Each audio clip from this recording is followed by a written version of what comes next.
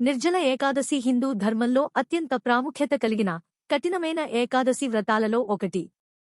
నిర్జల అంటే నీరు లేకుండా అని అర్థం. పేరుకు తగ్గట్టుగానే ఈ ఏకాదశి రోజున భక్తులు ఆహారంతో పాటు నీరు కూడా తీసుకోకుండా ఉపవాసం పాటిస్తారు.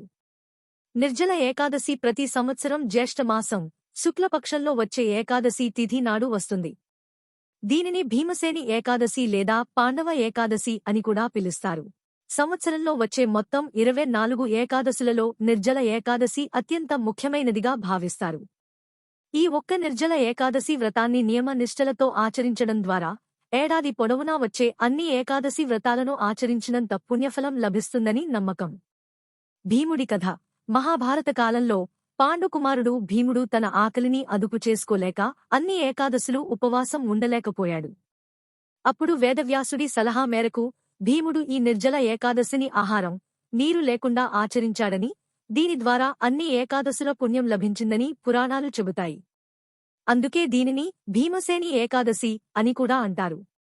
శ్రీ మహావిష్ణువు అనుగ్రహం. ఈ రోజు శ్రీ మహావిష్ణువుకు అంకితం చేయబడింది. ఆయనను, లక్ష్మీదేవిని భక్తిశ్రద్ధలతో పూజించడం వల్ల అద్భుతమైన ఫలితాలు లభిస్తాయి.